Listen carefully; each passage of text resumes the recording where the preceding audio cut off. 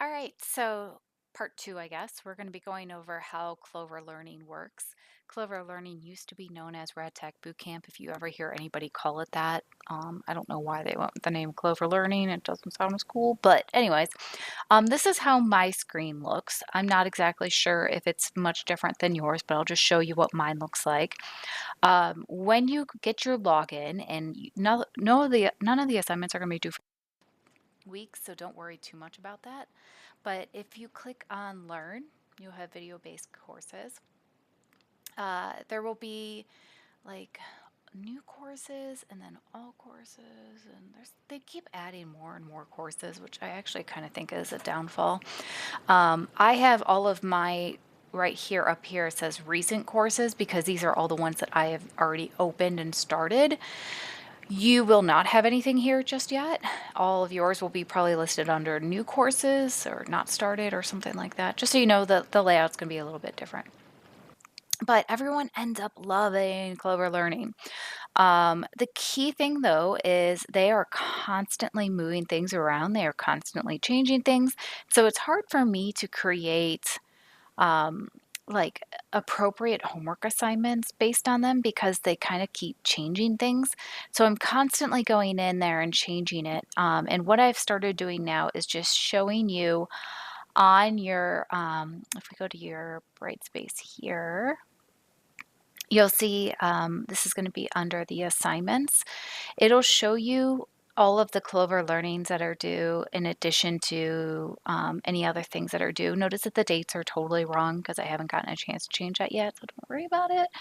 But like, for example, your first Clover learning, which actually if I pull up the syllabus really quick, the syllabus, again, this is for the spring 26 class, so I'm sure if you're watching this a different time, it's going to be a little bit different, but you'll see that all of these bullet points are things that are due. So in lecture, we have a discussion board due on this Wednesday of the week of the 12th, and then the syllabus agreement is due on Friday of the 16th and the week of the 12th. And then the next discussion board will be due, looks like Wednesday of the week of the 19th, no class Monday because of Martin Luther King Day. And then if you look over here on the lab side, all of these Clover learnings are going to be part of your lab grade. So your lab and your lecture grade are going to be separate. Both of them you have to obtain over a 75% to pass. So for example, if you really suck at taking tests, maybe lecture is going to be really hard for you. Maybe you're going to get like 100% in lab, but in lecture, you just cannot get past all these tests and you end up getting a 60%. In that case, despite the fact that you got 100% in lab, you are going to end up having to either repeat or withdraw from the program due to the fact that both of these are not above a 75%. And there will be more information about that. We're obviously going to talk about that quite a bit when we go into the program. But here I have the grading scale again. This is spring of 25. So this is, I don't even think this is correct. I don't know. I have to look over it again. But anyways, don't look at these numbers as set in stone. I'm sure that I'm changing them or anything. But again, you'll see the lecturer in yellow here, required 75% to pass. It's going to be made up of 9 tests, 1 math test, 1 final exam, and then all of your discussion boards that you're going to be doing at 3 points each. So if you are kind of weak on the test taking side, these discussion boards are basically like kind of like two tests worth of quote unquote free points. As long as you follow the template right and do it correctly, you should get full points on this section. So I'm trying to give you a little bit of a buffer, but not too much of a buffer. In lab, you're going to have 14 of these Clover learning assignments that are going to be also worth 3 points each, and then the 2 lab test outs with a total lab points of whatever this is. In this case, it's 90, and I have on here how many points you actually need to pass. So I will be combining all of these at some point in time at the very, very end to get your final grade, but just you need to pay attention to getting above a 75 in both lecture and lab separately the entire semester, which means these homework and discussion board assignments are going to be very critical for you to get a little bit of a buffer so that your entire grade is not based only on testing. So take these things seriously. I try to give you as many points as possible, and I try not to deduct points. If you submit things early, I will quote unquote pre-grade it to make sure that you get a perfect score on these. But I have a lot of people who wait until Sunday night to do it, and I'm not doing stuff on Sunday night, you guys. So if you work ahead, I will help you and I will make sure that you get full points. If you work on time, you will possibly take deductions, and that's just the way it rolls. But this is going to be the same way that both positioning and my course are going to run. You have to have a passing grade of 75 or higher in both the lecture and the lab to receive a passing grade. So if you get even a 39.4 in just your lecture, but your lab was way high or anything, it's not going to be averaging out. You would end up still not passing the course due to your lecture grade being below. Same thing with your lab. If your lab grade is below the total points, it would be the 90 points would be below a 67.5, you would get a D and be unsuccessful. So let's not let that happen. Anyways, so if you go to our tentative schedule, and I do reserve the right to alter the dates and points and all of that, we almost always have a snow day at some point in time early in January or February. So all of this could get messed up very quickly. God forbid I get sick, like there's definitely occasions where things are going to get moved. Maybe a test won't be on Monday because I'm sick. Maybe we're going to have it on Wednesday that week instead. Maybe we have a snow day on Wednesday and I don't feel like we went over the materials enough, or I don't feel like an online lesson would be sufficient. So I'm going to push back the test the following week. But like the discussion boards are still going to be due Wednesdays and Fridays always, because you have access to that all the time on your Brightspace. I can show that to you really quick because I'm going to be bouncing around anyways. So if you go over here to discussions, we'll have on here, and again, I haven't changed these due dates and stuff, so don't worry about that, but you'll see the topic that's due, that it's due on Wednesday, and that your response post is going to be due on Friday. Most of the time, you really don't need to do a response post. This isn't really meant to be like a normal, I guess you could say, online discussion board post. This really is going to be helping you create test questions better. You are going to be encouraged to use AI. I personally prefer ChatGPT because I'm 40, but I guess you guys might like a different one, and that's fine. I don't care, as long as you cite it correctly. The whole point is to have you go down a whole bunch of rabbit holes. So you're going to write a test question on the X-ray tube, and the first thing that you're going to do is just like a 1 to 3 sentence definition of the X-ray tube. The X-ray tube is yada, yada, yada, yada. And then you will create a multiple choice question. If you create a very good multiple choice question, I will copy it into a Word doc and I will save it for future test questions. Usually I use at least 2 per week of the week prior's test questions. And then I also use a lot of these for the final. So this is why I don't really encourage, or I don't really force you guys to write to each other and say, hey, great job on your post, because we know that that doesn't really do anything. But what I do encourage all y'all to do is to read all of these questions that your classmates are making and maybe make a Kahoot with them or something like that, so that you are studying and getting an entire test bank's worth of questions and knowing that some of those questions are going to be on the test. So this is to, 1, teach you how to study better, 2, teach you how to be a test maker, not just a test taker. And I end up getting so much positive feedback from this assignment. So it's only going to be worth 3 points. It's not going to be huge, but you're going to find it very beneficial. So you'll write your multiple choice question on the X-ray tube or whatever the topic is that week. And then you're going to explain what the correct answer is, why, and then what's very important is you're going to explain why the other answers are incorrect. So, for example, let's say you write a question and you say, what part of the X-ray tube is positive? Then your other answers need to be things that we are also talking about in that lecture. So you're going to be using a total of 4 terms that came directly from the lecture. I'm not looking for you to have like random things that are made up. I'm looking for you to end up having to do research on 4 terms, basically. Look at that loophole. So if you say what part of the X-ray tube is positive, the correct answer is going to be the anode.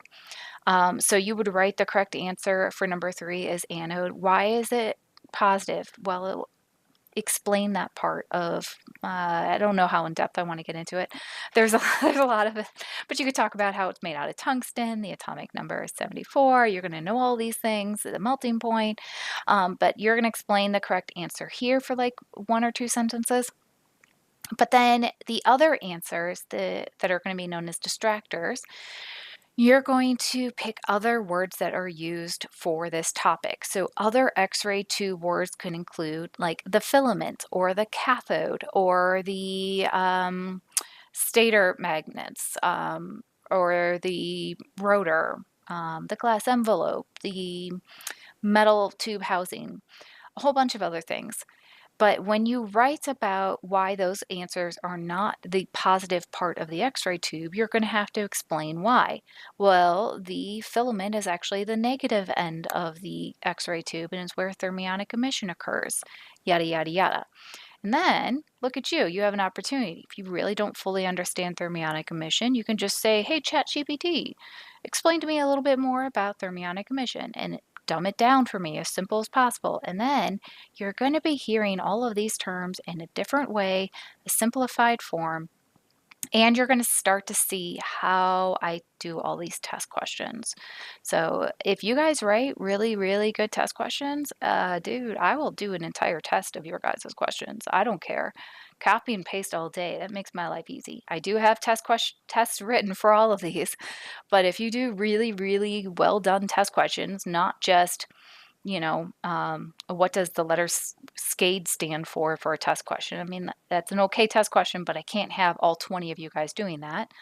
I mean, I can actually. If you guys all write the same exact question, it's not really going to benefit anyone. I mean, SCADE is an acronym that we're going to learn, and it's 5 letters. So it would be a very easy question to write about because you could literally say, what does S stand for in SCADE? And it stands for source, but you could write C, confinement, A, acceleration. I mean, obviously those things aren't really going to stand for S. But anyways, point being is you literally have 4 other options that you could put as your incorrect answers. And if all of you write the exact same question, odds are I'm probably not going to put it on the test. So if I have to put 2, I'm going to guarantee you at least 2 of all of your guys' questions on a test. So maybe one of them is going to be somebody's SCADE question, but I might only use one other question and that's it. And I will let you guys know before the test that week how many discussion board questions I end up using on that week's test. But if all of you write fantastic, unique, amazing questions with fantastic distractors and really make me think, and I'm like, oh man, that's even better than how I worded it, I'll use 5, 6, 10 questions that you guys write. So there is a huge advantage to writing a very well done test question. One, it's going to help you learn better.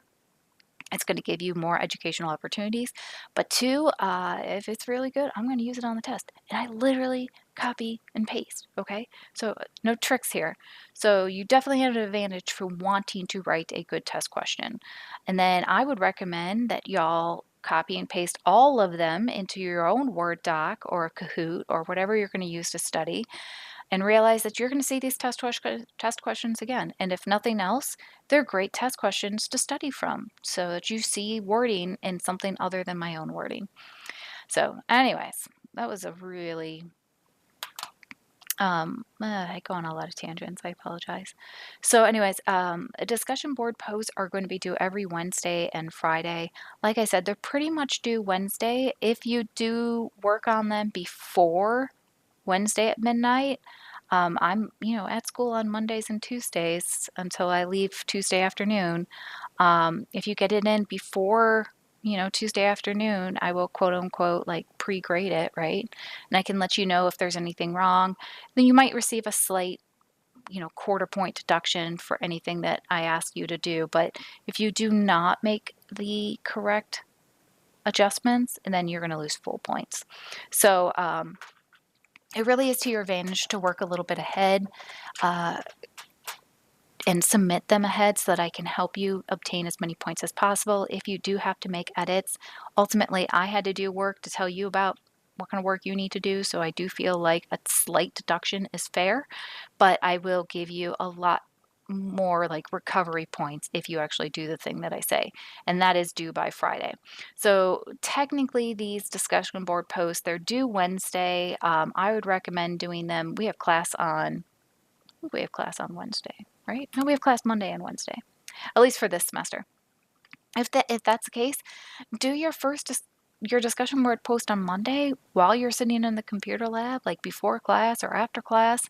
I'll be looking at them throughout the week and check in again, Wednesday or Thursday and see if I wrote anything about like, hey, your APA is wrong, or this isn't quite right on your distractor answer, or reword it like this doesn't quite make sense.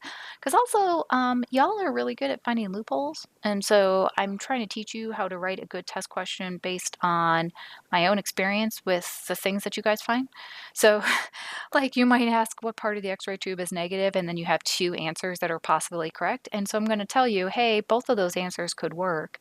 I know what you're trying to ask, but if I were to have that on a test, y'all would destroy me and make me cry and tell me that I have to give everybody points. So I will do the same to you and tell you how to fix it. So anyways, so as you can see on the syllabus, the outline, which again, this is going to be different for every semester, so this is not set in stone. I have the tests highlighted and what topics are going to be on there. Each test is going to be 15 questions of new material and 5 questions of old material. That is going to continue for the rest of your lives. So on test 5, we're going to be going over IR exposure and contrast. 15 of your questions will be on that, and probably at least 2 of those are going to be on your discussion board post from the week before, maybe more if you guys do a great job. And then I'm going to pull 5 questions that are old materials. So maybe it's somebody's question from the EMR week. Maybe they wrote a really good question. I didn't get to use it in test 3, so I'm going to use it in this test 5 as an old question.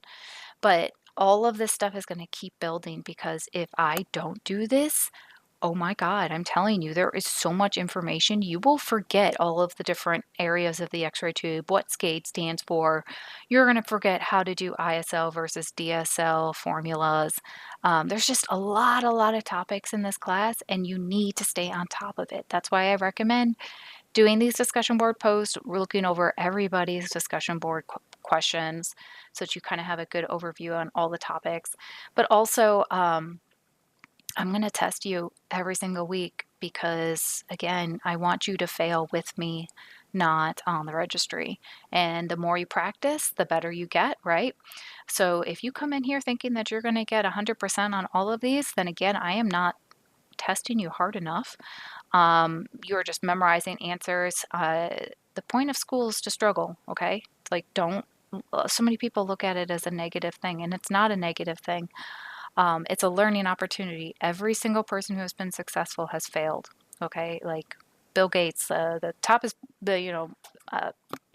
any Elon Musk, all of the horrible people, not horrible, but you know what I mean. All of the people in the world who have been successful have failed at some point in time.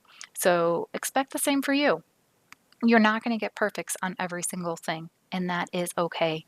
Not a single one of you are going to ask me what grades I got while I was in school. No one is ever going to ask you what grades you got while you are in school. And if they do ask, tell them to shove it. Like, they don't need to know your test scores. The test scores are literally just how you did on a test.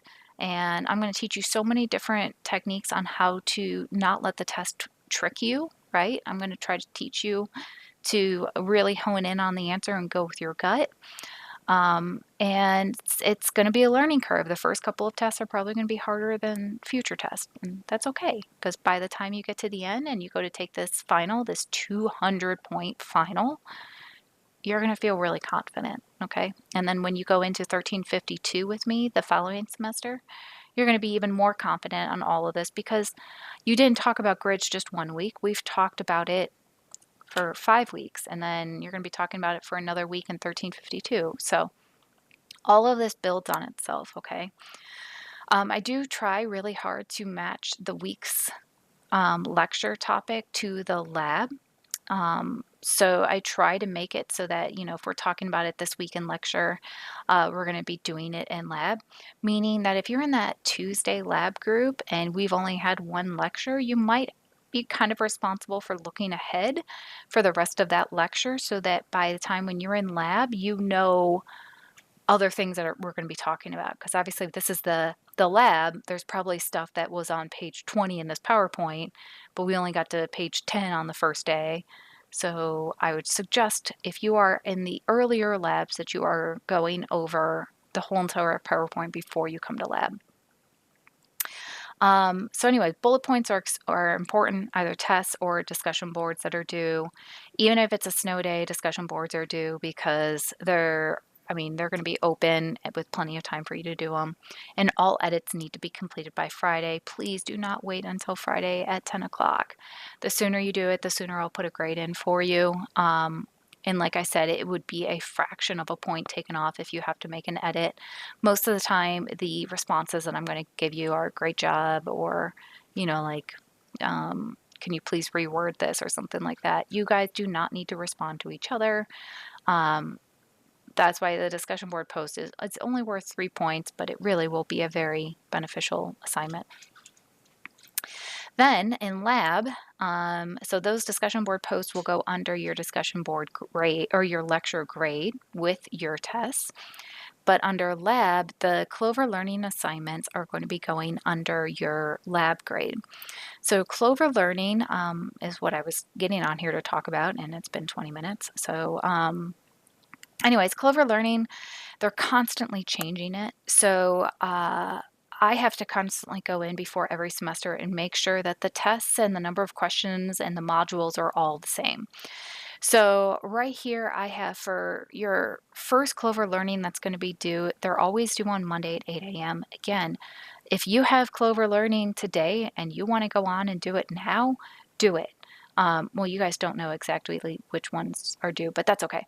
Once the course opens on the 12th, you'll have access and be able to see all of the Clover Learnings that are due, and you can click on it and you can do it then, and you can be done with it. And you can work ahead, do this quality factor one. If you have some free time in week 4, I would not recommend getting too far ahead, because at that point, you're just starting to memorize answers. And if we're not even close to talking about x-ray production, this is just going to get totally lost over your head. But I do recommend watching them at least before you come to class with me, because it'll really help you understand the things that I talk about in lecture. It will say what the title is, and the assignment so you know where you're going to be submitting it on Brightspace. And then there's these parentheses, and it has a number. That number is telling you how many videos and tests are going to be in that assignment. A lot of these, like I said, they've gotten overboard on all of these videos. So this X-ray tube and components assignment might have 10 videos. And it's only week 3. I don't think you need all 10 videos. Let's just watch 4 of them, and I'll show you. They'll be highlighted so you'll know exactly which 4 I'm looking for, so that you can submit it, and you get 3 points for that, and you don't even have to do the whole thing. So let's go over here to Clover Learning. So if I pull up my Clover Learning, Let's say, for example, our first assignment is going to be X-ray tube and components, Clover Learning 1. So if I go to my Brightspace and I come back over here to assignments, my assignments is where all of these things are that I'm going to be submitting. Like I said, they're incorrect at the moment. Don't worry about the dates. So you can see that Clover Learning 1 says X-ray tube and has that parentheses 4. Clover Learning 2, primary exposure factors, it's going to have 5. 5. Clover Learning 3 is math, it's just going to have 6. Clover Learning 3 is math, and it's going to have 6. Yada, yada, yada. When you click on them, so let's look at this very first one. You're going to be submitting this differently, but I'm just going to show you what, again, shows up on my screen. So under the Clover Learning 1, when you click on this, it will show you the due date, correct, not this one. But then if you scroll down, it shows you a picture of exactly what I'm looking for. So in this case, I've been playing with Clover Learning for years now, so I apparently have done all of these. I haven't done the final assessment because it's 70 questions and I don't want to. I have that freedom. But you can see here that it has 4 different videos highlighted. Now, in the syllabus, it states that you need to have, was it here? I think it's up a little bit. For your Clover Learning assignments, they're always due on Monday. And if it's even like if you come in Monday and you submit it at 10 o'clock, that is still considered late. The best you can get is a 1.5 out of 3 for that assignment. And every single video and assignment needs to be above an 85% or higher. This is very important. So if I go back to this Clover Learning, this one I got a 91%, this one I got 100%, 100%, this one looks like 89%. All of these are above 85%. Don't worry about doing the rest of these. Like I said, this is actually stuff we'll do in 1352. So you definitely don't need to look into these videos yet. They're just going to confuse you. But let's say on this off-focus radiation one, I got a 75%. In which case, if I submitted this, on Sunday night when it's due on Monday, Teacher Meg is not going to have an opportunity to help you fix that and bring it up to above an 85%. So again, the highest score you can get is a 1.5 out of 3. So do you see how important it is to work ahead and get all this stuff in and get all of these quote unquote free easy points that you can rather than waiting till last minute? If you had submitted this to me on Tuesday and I saw your off-focus radiation was at an 85%, or maybe you forgot the 4th one altogether and you only submitted 3, I would email you because I am a kind person and I want you to get as many points as possible. And I would say, hey, so-and-so, I need you to fix this before Monday at 8 a.m. To get full points. In this case, I'm like pre-grading. I'm not really editing it. You do have an opportunity to get full points again. Okay, so really, you should be getting 3s on all of these assignments for your lab grade. And if you're not getting 3s, it's probably because either A, you're forgetting to submit them. So make sure you take your syllabus and you have all of these marked off. I've had some people who actually put alerts on their phone Sunday nights so they don't forget to submit all of this stuff by Monday morning. Because if you submit it Monday at 10 o'clock, it's due at 8. It'll be 1.5. And then if you have one of your assignments below an 85%, you again lose another 1.5. So now you got 0 points for doing all that work, and that's dumb.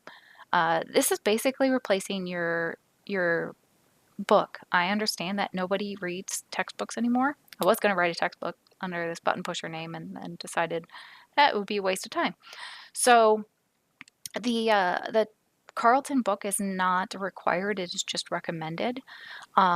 If you learn best from reading, my God, get the book. It's great. It's only like 3 pages for a chapter. It's very simple. It's great. I like it.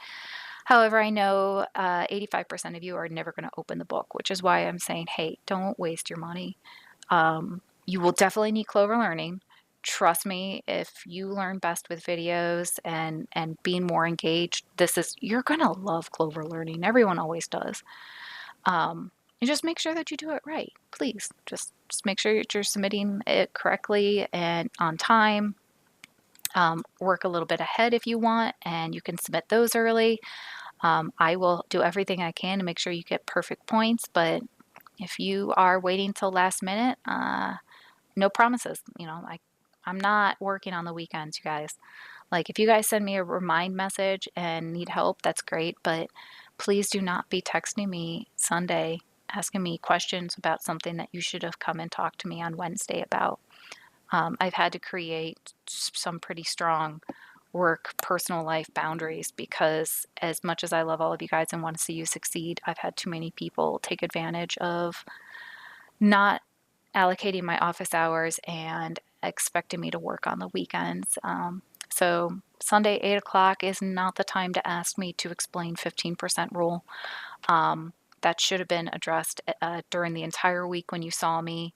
I'm not saying if you have a question not to text me on the weekends, because I'm definitely here for you and I am available at all times, I promise. If I'm working my second job at Metro, they have horrible reception there because everything's lead lined, so I might not get to you for like 8 hours at the most, but I will get back to you. But also, like if it's, Friday night, maybe I'm going out with my fiance or something and having dinner or, meeting up with friends. And I don't really feel like going over, the difference between ISL and DSL at that point because, you had the whole entire week to talk to me. So, uh, message me during the week. Email is great if you have a larger topic question, like I just don't understand distortion at all, then that's probably more of an email question. But if you have like, hey, I was doing the worksheet and question 8 says this, but I don't understand. One, you guys have the answer key to all the worksheets, and the worksheets aren't worth any points. But if you have a question like that, then yeah, send me a remind message, and I can quickly explain that to you, and we can all move on and be great. But also take advantage of my office hours. So you'll notice that I have at the very top of the syllabus, and again, this is fall for spring of 26. We don't have our room number yet. Don't even get me going on the front desk right now. But you'll see when I have labs, again, like I said, if you need to switch a lab once, you are more than welcome to. Just you have to communicate with me and we'll make sure that you get into a lab so you're not missing lab that week. Do not miss lab, I'm telling you. Lecture, you might be able to get away with missing because they are recorded so that you guys can reference back to them. And I'm sure you guys will have friends and you guys can exchange notes and stuff. But labs, it's a one and done. Like if I'm doing the AEC lab, that's the only week I'm doing the AEC lab. And so you have practice labs that you might be able to do it in, but man, are you going to struggle if you're not there for lab. So please, if you are going to miss a lab, try to come to one of these other labs, but communicate with me because I can't have 10 people in one lab. I have at the top of the syllabus here my office and my email, phone number. Dude, I'm not going to check my phone number. It leaves me a voicemail, but if you said that, you really should just send me a remind message, and that remind code will populate the first week of school, and I'll help you guys all get set up on that. But that's going to be the best way to communicate with me. I do not check my emails on the weekends. If you were to send me a remind message and be like, hey, can you double check this email that I just sent you with a bigger question? I'll be like, yeah, sure. But if you just send me an email and say like, hey, I'm confused on question 7 on the worksheet on a Friday afternoon, guess what? I'm not getting that till Monday. And I'm busy first thing in the morning Monday, so I don't know when I'm going to get to it. So anyways, remind is going to be your best way to communicate with me. And then here are my office hours. These are super, super tentative. I just legally have to have them listed, but I'm here for you guys whenever you need. So yeah, I don't want to be explaining huge, large concepts Sunday night, the day before a test. Come on, that's really not fair.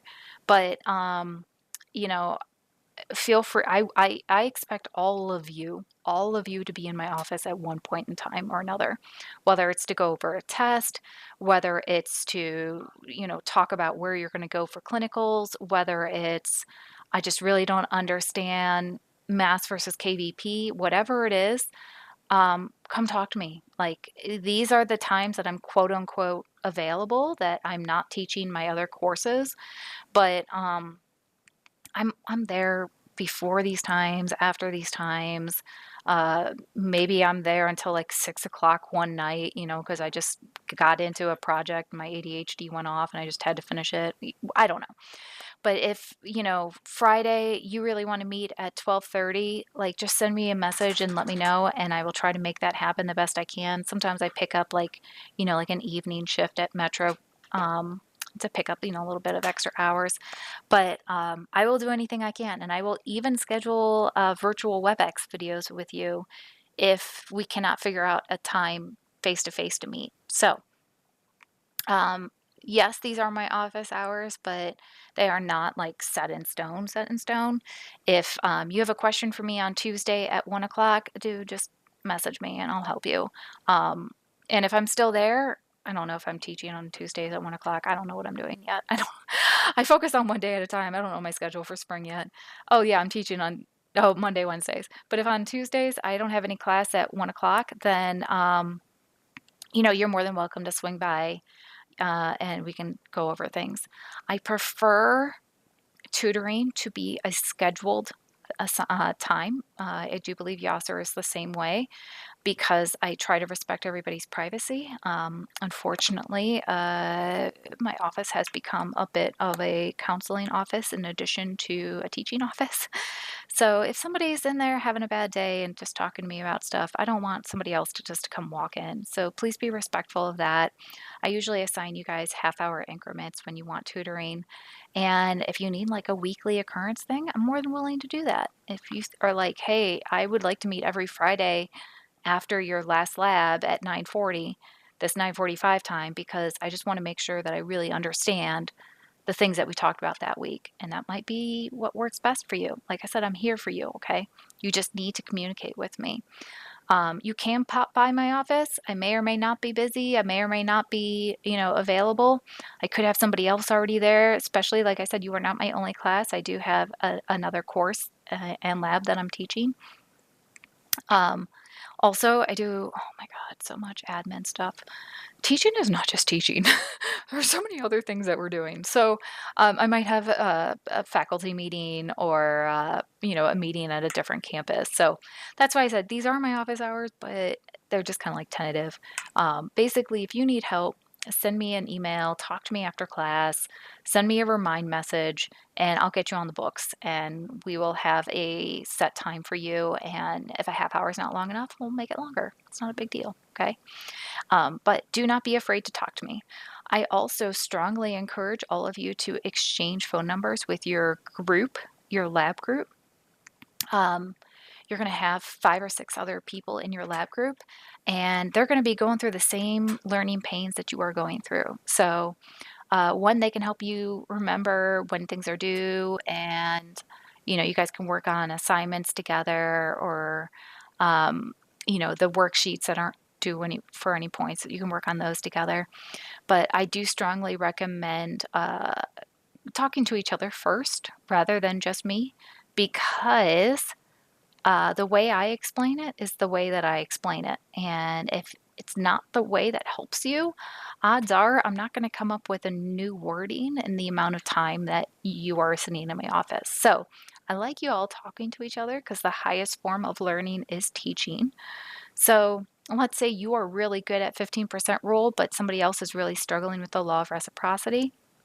You guys could end up talking to each other, explaining, working through a worksheet together, making sure the answer key is in front of you so you're not doing anything wrong.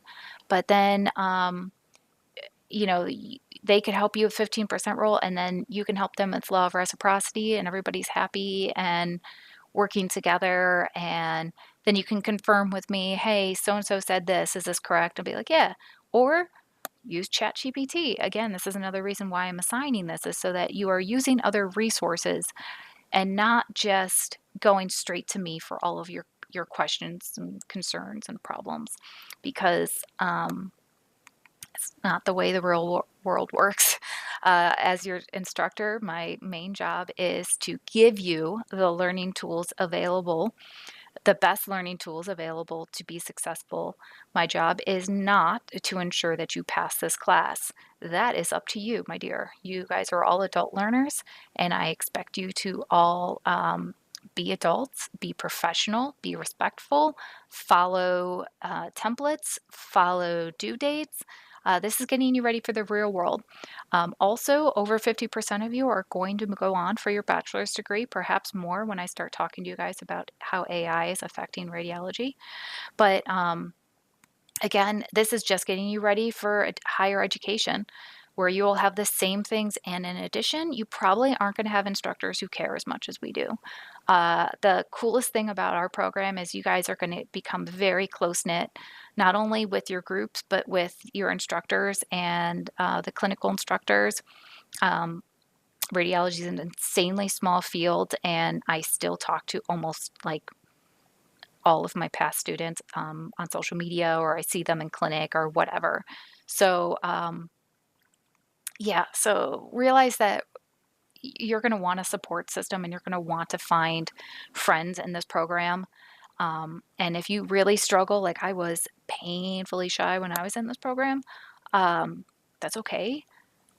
We'll work on it. Again, this is a safe place. This is a place where you are supposed to be uncomfortable, so that when you get to clinic, you are comfortable and you are not the uncomfortable one in a room where a person is extremely hurt. So you need to be able to communicate well. You need to be able to talk to people, even if you're really, really shy. You need to be able to ask for help.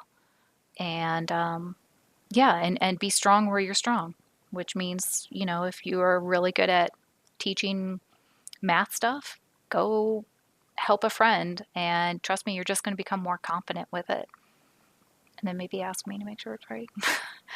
I recommend using this as a study guide. So you can literally go in here and describe the different X-ray prime factors and be able to properly adjust the factors based on an under or overexposed image while keeping patient dose as low as possible. This is going to be 15% rule. We're going to talk about it, but you could use this as a study guide, right? So you could print this out and be like, well, what are the different X-ray prime factors? And based on what we're going to be going over in the PowerPoint will have everything that you need. Everything that's bold is very important in the PowerPoint. I really try to zero in for you on the important stuff. You're going to be like, oh, prime factors are MA, time, KVP, and SID. And then you'll figure out, well, if I increase mass, I'm going to be using more patient dose. But if I increase KVP, patient dose goes up and not as much. So those kind of things. You should be able to do all of this by the end of the course, and I would recommend keeping this as a study guide.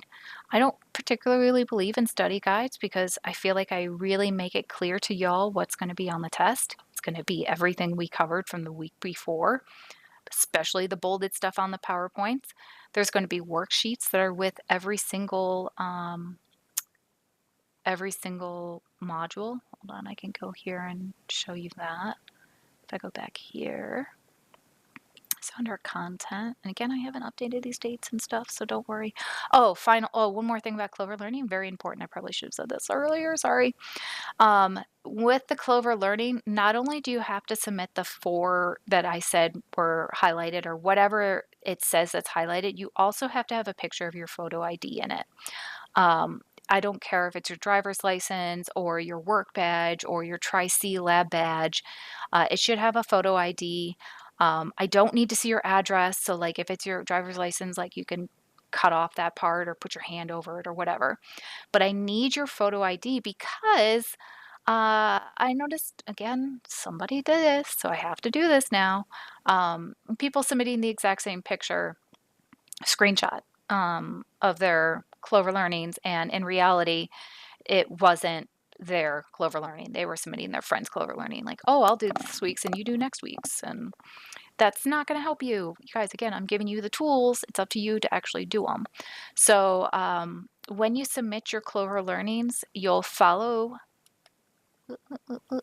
under the assignments, you'll follow the picture that is provided, right? And it even says again, it has to be over 85, it has to be due Monday at 8, all of this, and still people miss it. Needs to have a photo ID.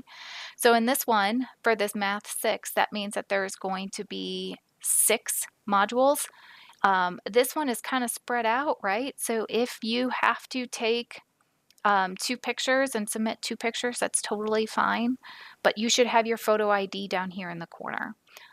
In this case, I don't have my test scores because like I said, they keep updating it. So then even if I do it, they update it in the next semester and then the scores are gone.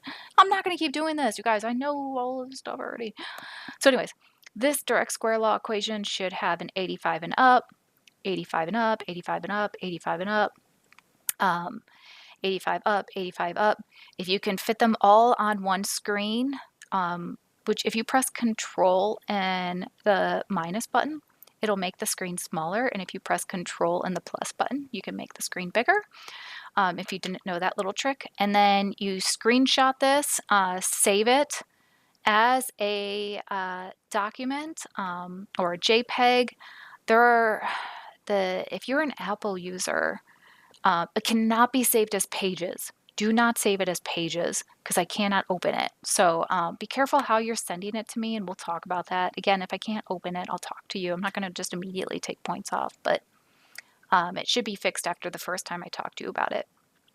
And then make sure you have your photo ID. I don't have one here, but your photo ID here. And if you want to cover your address and stuff, trust me, I'm not going to anybody's houses, but I don't need to know that. I just need to make sure that you actually did it. And so you're going to be submitting a screenshot for each of these Clover learnings. Anyways, going back again, see, bouncing around. I hope you guys are okay with ADHD. Let's look at like week 1. Okay. So under week 1, this is going to be the stuff that we're going to be doing the very first week. Very cool, very fun. I love talking about the history of X-ray. It's very cool. First off, you'll notice that the first thing that I have at the top of almost all of these modules, I think all of them, is a video. I literally have recorded all of my videos. Now, that was a couple of years ago, so they might be a little outdated. Maybe I've changed the PowerPoint a little bit, but for the most part, if you want to listen to my entire lecture again, you have access to these videos, okay? So like under X-ray tube, you see I have a video as the very first thing. Then I have, this is just additional thing. It's just because I'm a nerd and I geek out. So this is just cool. It's a minute 34. Just watch it. Then I will provide the PowerPoint. Notice that it says PowerPoint. And then I will have the PDF version of the PowerPoint, especially if you are on a Mac, an Apple product. For some reason, the PowerPoints don't load very well, so you probably will need to do the PDF. If you click on this, it'll take you to the PowerPoint. Oh, look how fancy. Now, sometimes it'll come up kind of weird, and it'll look like this. If you click on View as Text. See, aren't you glad we're not doing this on the first day of school? It should be too much time. We got to talk about this history, not just go over this PowerPoint. Oh my God, it's taking forever.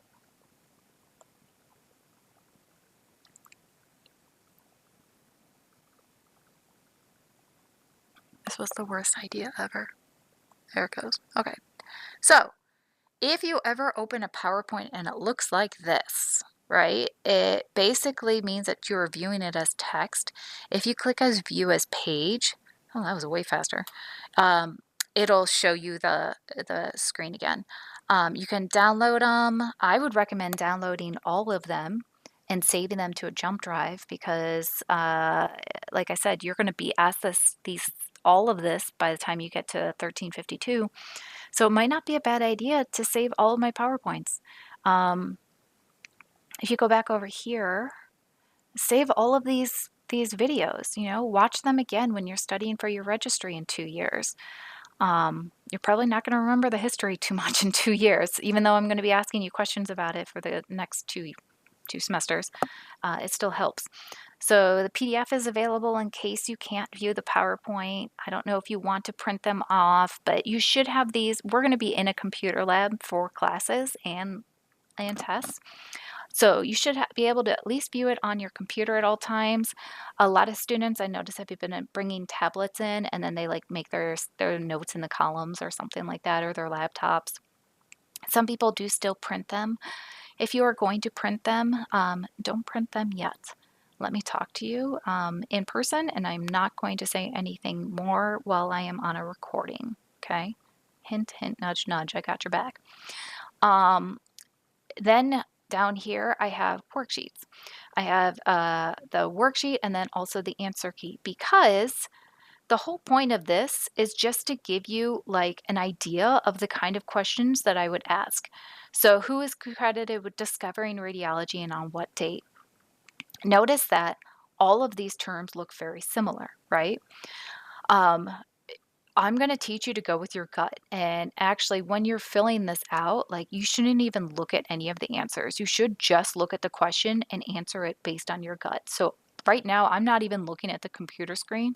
And I'm going to tell you that the person who discovered radiology was Wilhelm Conrad Röntgen, and the date was November 8th, 1895.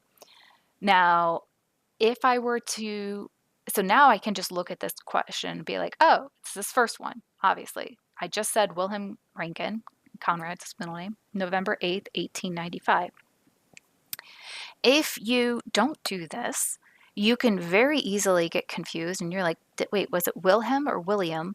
Or like, was it November 7th or was it 1985? Girl, I was born in 1985, so I will beat you if you pick that, okay? I'm just telling you. I wasn't a real threat, but it was kind of a threat, okay? So, X-ray was not discovered the year of Meg's birth. It was 1895. Uh, so also I have a lot of dry humor, so hopefully you guys all get that. So anyways, so you'll have these worksheets that you can do, and I would recommend doing them as a group with like, maybe your lab group or whoever you're sitting next to, just make a friend. And you guys can do all these together. Like at the, a lot of students sit in the atrium, the little over in the A building. And if you are, like, I'll swing by and see if you guys are doing okay and ask if you have any questions. Some students like to go, oh my God, the STEM building, have you even been over there yet? They have gorgeous study areas with like TVs you can plug into and nice desks and chairs and like little individual rooms. Again, you could go individually or you could go with like 2 or 3 people and have a little study group. But you could pull this up on the computer and look at it on the big screen and do it as a group, or you guys could each have your printed version or whatever it is and do it together. And then I would recommend doing this maybe the first time with the PowerPoint, and then maybe a couple days later doing it again without the PowerPoint, because probably most of us don't have a photographic memory, so you're probably not going to remember all the answers.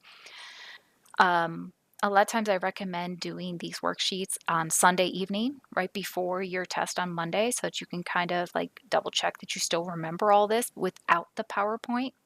But I give you the answer key because I don't care if you do these worksheets or not. Again, my job is to provide you with the tools.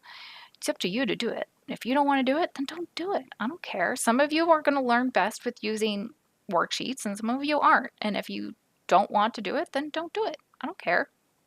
But again, pre-warning, I am one of the laziest instructors you're ever going to meet. I'm not. I just, what I'm trying to say is copy and paste is my friend. And if I am trying to write one more question for this test and I'm not using any of your discussion board questions, do not be surprised if you see that I pull a question from a worksheet and copy and paste it in. So again, advantages. I'm just really trying to make sure that you guys are good test takers. Again, I have 2 main goals for my job. One is to make sure that you pass the registry. So that is why we are going to be practicing test, because this is going to be the biggest test of your entire life. Radiology school will be the hardest thing you have ever done in your entire life. I have my master's degree. I've been divorced. I've moved across the country. I've changed jobs. This program was the hardest thing I've ever done in my entire life, but I did it, okay? I got B's through it, okay? And now I'm teaching it. So no, like you don't have to be a straight A student to understand it. You know, a lot of it was I just wasn't the greatest at test taking because I felt like the teachers were trying to trick me and they didn't help me. And I'm very, very, very much different than that. I want to help you guys become very good test takers, to go with your gut, to not change answers, um, how to scratch off distractor answers, know why the distractor answers are wrong, how to very carefully read questions, how to make sure that you guys are going to be taking all of your tests on the computer. They're all multiple choice. So if you accidentally click on a spot and then try to move down, like sometimes you can switch your answer. Maybe it was clicked on C and then you accidentally click on B. So I'm going to teach you, again, to be careful with all that, because guess what? When you do the registry, you can't go back to them and say, hey, I was on C, it just changed to B. So I'm teaching you to become phenomenal test takers. And then trust me, it'll really pay off when you guys go on in additional education, because trust me, you're going to want to go get your bachelor's or higher education in some form or another with the way the world's going. And yeah, so you have the answer key so that you can study correctly, but also just kind of shows you the direction of where I want you to study for the test. Like I said, all of my tests are multiple choice. Every single one is multiple choice, including the math ones. But if it's a math one, odds are I went through and figured out how to get the answer incorrectly. Like maybe SID 1 should have been on top, and I used SID 2 on top because that's a possibility that you might do. So just because it's right on your calculator, I'm going to teach you how to double check and make sure that the answer that you select actually makes sense, and you don't just give in to test anxiety and put whatever is on your calculator because maybe you did the equation wrong. And like I said, I'm never going to do the fill-ins, are just a different type of study tip, and I'm not going to ever ask you those questions because, like I said, I'm kind of lazy. I don't want to grade. Manually grade all of your tests. I want you guys to have their grade as soon as you take your test. I want us to go over it, and I want to move on to the next topic because there's a lot of topics. Final thing that I want to say, I hope, is flashcards. I'm going to tell all of you to make sure that you have flashcards. Usually by the end of a student's 2 years with me, right, they end up having a huge, huge, huge stack of flashcards for my classes. And the way you should be studying with flashcards is like you should not be writing this entire question on one side of the flashcard and then writing either all of these answers and highlighting the correct one or just writing the correct answer on the bottom. You need to have quick little bullet points. So you would say, who created fluoroscopy? And then on the back, it should say Thomas Edison. That one was really a good example. What is, all these are kind of simple. So like this one, instead of writing on the front of your flashcard what type of x-ray uses a photostimulable phosphor plate to store the latent image on, what would be better is like on one side you have the answer CR and on the other side you have PSP plate for latent image. You should be quick bullet points, not full sentences, and you should be able to use these with any of your family members or friends who are at home with you, or even by yourself. So you make a stack of flashcards in front of you, and you do this before every test, and this would be helpful for you to review previous materials for those 5 questions that are going to be old material questions. And you have your stack of flashcards in front of you, and if you can say CR and the latent image is stored on the PSP for the answer, then you put it on one side and forget about it on the left side or whatever. And if you cannot answer correctly, then you put it on the right side and you do that stack of cards again at the very end. So just keep repeat, repeat, repeat. And like I said, I'm gonna give you guys lots of study tips and stuff like that. But really, I am trying to be making sure that you guys are successful. One, by making sure that you are ready for the registry, and I didn't tell you the second part of my job was 2, to make sure that you guys are good X-ray techs. So we're going to be in lab applying a whole bunch of concepts, and there will be different ways to fix things, but then there's going to be better ways of fixing things. So in X-ray school, guess what? It's not just the right answer. There's a lot of times a more right answer. And yeah, in order for you to be a good X-ray tech, you need to care about patient dose and repeats, and we'll be going over all of that. So I know that was a lot, but this was an hour, and if I were to have done this on the very first day of school, we wouldn't have talked about anything about Rankin. So that's why I'm going to assign this to you early. This might be a little bit off because, like I said, I haven't gone through and fixed all this yet, but that's basically the outline of the course. You can see that pretty much every other um, module each week kind of follows the same concept with a video, a PowerPoint, PDF, the worksheet, and the answers. And do with it as you want. You will have a Clover Learning due almost every single week. You will have a discussion board due almost every single week, almost. You will have a test almost every single week. 15 questions old, 10 questions, or 15 questions new, 5 questions old, except the math test will be only 10 questions to allow you to have 2 minutes per question, because that one could be a little bit more cumbersome. And going back to the syllabus, we talked about attendance already with the Google Doc. Please watch that. And I don't know why this looks so weird. What is going on with this numbering? Great. Something else I can fix. Cool. Lab uniform. Make sure that you have your navy blue scrubs on for lab. The lab varies in temperature like crazy. Sometimes it is hot as heck, and sometimes it is freezing as heck. So I'm not as strict about like hoodies and stuff as Yasser would be, because I mean, for Yasser it totally makes sense. If you guys are feeling for the elbow and you've got a big bulky hoodie on, one, it doesn't look professional, but two, if you're the patient, that makes it harder for the student to learn from. But for my class, you guys are all just going to be pretty much standing around. I do expect you to be standing the whole time. Oh my God, it's an hour and a half. Okay, if you have a problem standing for an hour and a half, you're going to have a really hard time with 8 hours of standing in clinicals. Yes, 8 hours of standing. So make sure you have some comfortable shoes. Please bring a calculator in your lab book. And I'm going to be asking you guys to rotate, but I'm also, as you can see, a scatterbrain, and sometimes I forget to. So please, please, please butt in, and don't let just one person take all the x-rays for the experiment. I'll have one person running in the room, setting up the next thing. You'll see it in the lab book. It'll explain like, hey, put a 10-degree angle on this next picture. More than one of you can go in the room and do that. You guys can help each other and make sure, oh yeah, if I add a 10-degree angle, I have to bring it down 2 inches. You'll get to that. So it might help you to have somebody else there to help you align the tube, make sure you're in detent, all of that. I know I'm saying a lot of words you guys don't know yet, but you'll get to it when you do that orientation assignment. And then you have to have your lab book too. So whether you bring a printed copy, and I have clipboards that you can use to write on in the lab, or you can bring a digital copy on your tablet or laptop. Just be careful with laptops because they're a little bit big and that area is small.